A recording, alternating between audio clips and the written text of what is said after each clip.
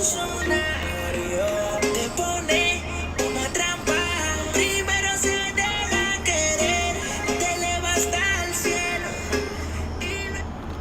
guys, welcome to the Vince and Al podcast. I'm your host for the first part, Al.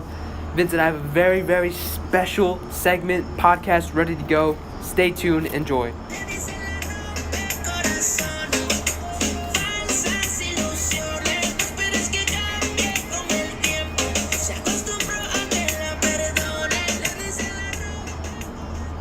So, if you can tell by the title, Vince and I will be discussing and touching base on the very controversial and the highly talked about subject that is the NFL protesting. What is going on in this nation? Obviously, it's involved with the NFL, but it goes much deeper than that. It goes much deeper, and there's a lot of things I really want to talk about, a lot of emotions, a lot of thoughts that come to mind when I think about this, and I have kind of a limited time to talk about it. Vince and I put everything, we already had an episode ready for today, but we put everything aside and we tried, we had this different format. We're not sure if we're going to do this ever again on our channel, but obviously if you like this little me talk at first and then Vince, maybe every once in a while we'll have that as a podcast. But we, like I said, we put everything aside and we try to find the best way that we could get our message out to you guys in the time that we had, and this is their best way. So stay tuned. Hope you guys really enjoy it. Like I said, there's a lot of things that come to mind, and I'm sure Vince is gonna have his own opinions as well. But I think it's good to hear both sides, and maybe we'll have the same opinion. For me personally, I dislike seeing players kneel. I understand there are, I'm trying to find the right word for it. I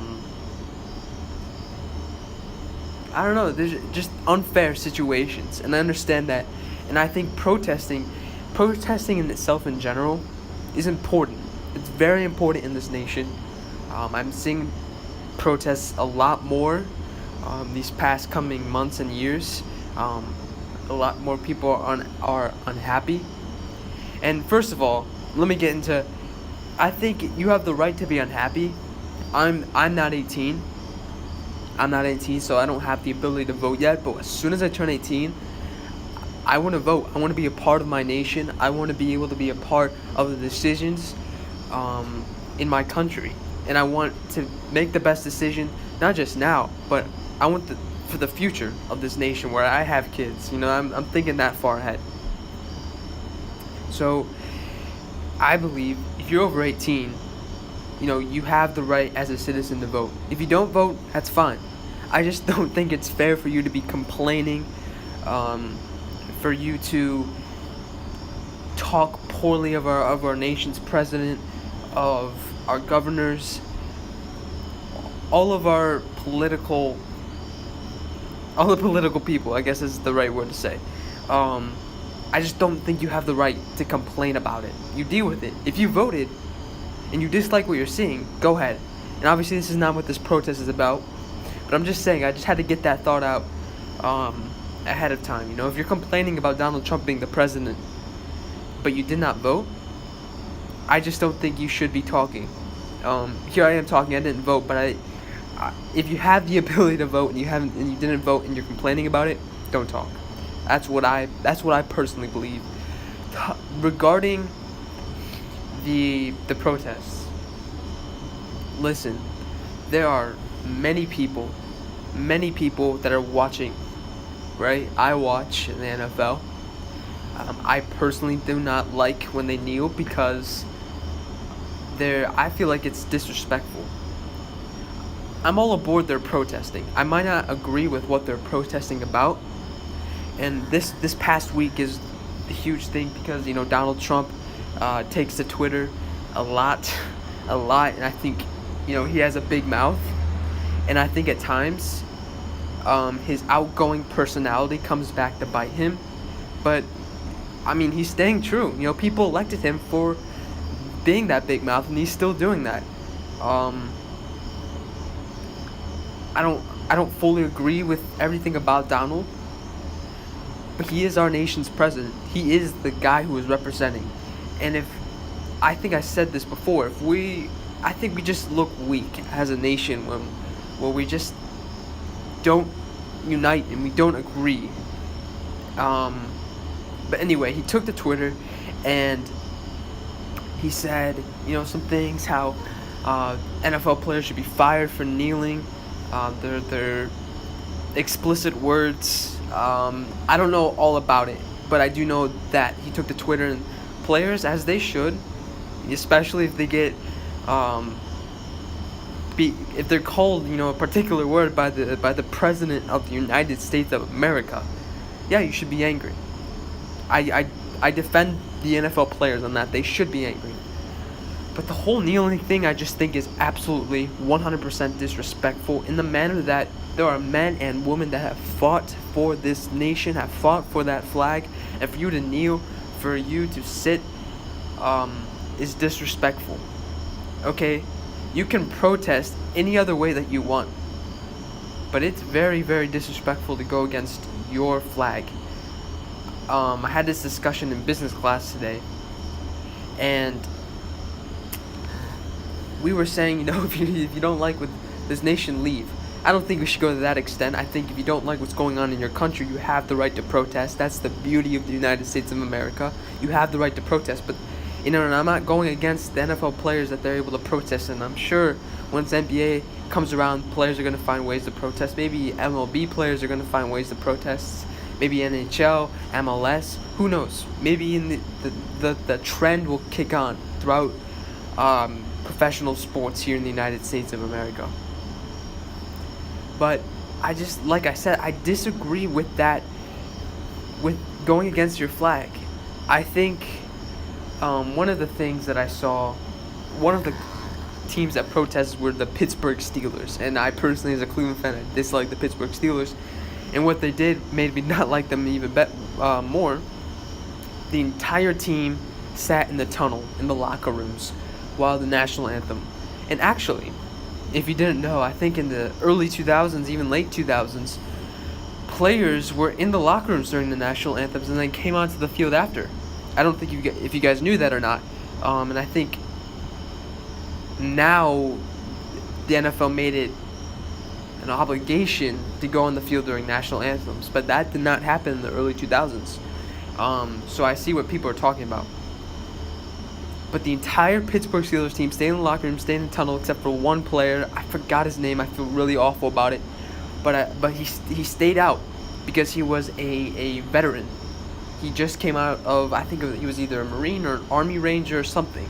I'm sorry if I don't know, but I do know the basic story. So he stood out there and he represented his nation. I think that's powerful. First of all, this guy did what he's supposed to have done. You don't have to stand, right? Freedom of speech. But you do at least have to be there. I think it is frustrating. I think it's disrespectful. But at the end of the day, the guys have the rights to sit. If people want to boycott that, and you feel strong and disgusted by people disrespecting your flag in that manner, go ahead and boycott. I'm personally not going to boycott. I respect the guys that they want to protest. I just, like I said plenty of other times, this is not the best format to protest. One more thing. These guys have 60 minutes. A little bit extra time before the game, a little bit of extra time after the game, maybe some post-conference here or there, maybe in total 120 minutes every single week. Yeah, they practice every single day, right? But 120 minutes where everyone's eyes are on you. For teachers nowadays, they're working 8 hours a day every single day. And they are not allowed to express their beliefs in a way. They're not allowed to express their religion, as sad as I think the society has become. But okay, that's what happens. They're not allowed to do that. And the frustrating thing is, these guys have only 100. these are for the good players. I'm just gonna stick with 60 minutes. They only have 60 minutes to do their job. This is why they're getting paid to play football games. Yeah, they're practicing every single day, countless hours. But at the end of the day, their job is 60 minutes a week to play football for thousands of people to watch. Do your job for 60 minutes. Don't let politics, like teachers are not allowed to let politics go into their classroom. Like how most bosses are not allowed to let politics and religions and all that kind of things go into their work area. For 60 minutes, how about you just play football? And then, in your post-conference, maybe during practice, if you want to start a petition, who knows? If you want to get your message across, your voice across, that's when you do it. Not during those 60 minutes. I just think it's very, very disrespectful, frustrating. If I were an NFL player, I would be standing, because there were men and women that have lost their lives for you know how grateful you are to just be standing there, and listening to the national anthem because of the men and women that have sacrificed their life for that. But at the end of the day, this is the greatest country on earth, the United States of America. We have freedom of speech. Thank you guys so much for tuning in and listening. I'm sorry for this very, very long part. Sorry, Vince, about that, but I just had to get my message across the best way to you guys. And now it's time to tune in to Vince. So my music is going to transition with Vince's music. Might not mix too well, but I think it's awesome to hear both sides. And I hope we share at least a similar opinion. So without much further ado, I hope you guys enjoyed this podcast. And let's get right to Vince's segment. See you guys.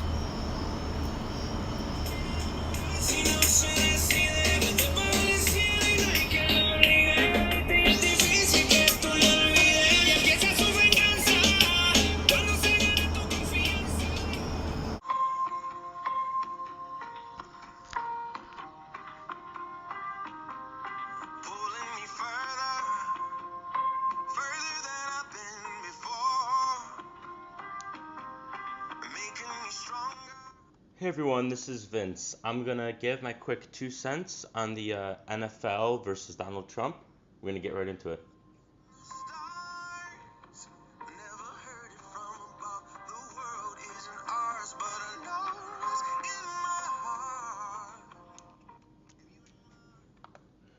Alright, so let's not kid around. Al kind of summed up what's going on right now with the NFL and Donald Trump. So, players are on the sidelines and they're not, pledging themselves to the flag, the United States flag of which they live. They feel that a lot of their, what that flag stands for doesn't truly represent them. And, to me, I think it's a call for attention. I understand completely where they are coming from, these players. I understand where they're coming from. However, I don't agree where they're coming from.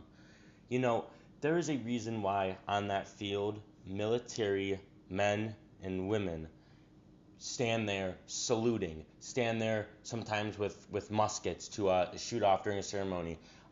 There's been other times where these military men and women, they will hold the flag. It is because that truly means something to them. They joined service not because they thought the pay was good. No, that's not what it is at all. It's not because they didn't get good grades. It is because some of them are very smart to join. Very smart. Like a bomb doc. You have to be, if you want to defuse a bomb, you have to be so smart. Like, we're talking doctor smart. So, the point I'm trying to make here is, all of them joined the military because they believed what they were fighting for, and that is that American flag. That is what we have fought for so many times in our life. When, we wrote the Declaration of Independence from England, we want our independence from you to form our own nation, which ended up becoming the 50 states of the United States. That flag represents us. Not as individuals, in my opinion. I think that's more of our rights define us as individuals. To me, that flag defines us as a nation. This is who we are a part of. This is where we live. This is what we are proud to represent.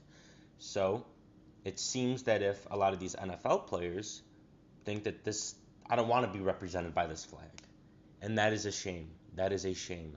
Because that flag whether you agree with it or not, the least you can do is pledge yourself to the national anthem for our country, for all those that aren't getting paid millions of dollars to catch a football. We're talking people that get paid very, very little and have to be away from their families for so long. And maybe they come home to their family and they have a leg blown off. That is devastating. That is true reality, and that is, but for some people, that is why they join. So they can keep fighting the good fight to protect us. So once again, the least you can do is put your hand over your heart and pledge the national anthem. Now, Donald Trump, this is where a lot of the controversy comes from. Should he be saying what he is saying, tweeting what he is tweeting? Should be drawing this line in the sand? Does this really affect him? And yes, it does. Along with baseball, so MLB, the NBA, and the NFL, and even hockey, those are watched widespread. There's been times where NFL games especially, well, all sports games to be honest with you, they use so many different commercials, and I've seen a political commercial before in an NFL game. Donald Trump's influence is everywhere, whether we like it or not. Some people didn't like Obama's influence, but we had to put up with it for 8 years. I'm not saying I liked him or disliked him, but what goes around comes around, and right now he's the guy in office. So the least you could do is respect him and the other ones that are fighting for us, in my opinion. Also, in my opinion, is that should he be saying all that he's saying? I say yes. Why can't he call out the NFL? Why can't he be like, this has to stop? All these men and women, they're fighting for us. They're fighting for you, essentially. It's almost like, do you not appreciate that? What's more important to you, your life, or in another person's life that is risking their life for you, a complete stranger, or if you don't feel that everyone is represented by that flag? Once again, to me, the flag represents America. Our rights and amendments, all of that is what defines us and who we are. We can choose to be whoever we want to be. That flag does not determine who we are. That flag determines us as a country, and it's the National Football League. The National League, meaning across the United States. It is national. If you don't want to pledge your life to that flag, if it's if it's like the Cleveland Browns, then call it the CFL, Cleveland Football League, because that's all you're representing. But when you're representing the National Football League, that flag, that goes hand in hand with the word NFL. For the longest time, people have pledged themselves to the flags. It's almost like a tradition. Every sporting event, there's always that flag. Same thing with the high school football game. All of a sudden, people are opening up their eyes that, this doesn't support us. To me, it's just a fad right now. People are doing it just to get attention. They're doing it just to call out Donald because they don't like him. I understand if you don't like him. I do. But I think you should also respect him. He's not going to make a decision just to hurt us and to hurt our country. He has a family too. He wants to look good in people's eyes. He's doing what he can, but he's also staying true to the character. Because if he was a completely different person once he was in office, all the people that would have voted for him would have hated him. So right now he's trying to cater towards those people. I'm going to end it there. To be honest with you, I think I've said all that I need to say. To me, I'm not pulling any punches here. I think this is a coward-like move. I think that you're getting paid millions of dollars to catch a football. Just, I'm sorry to say, shut up and catch the football.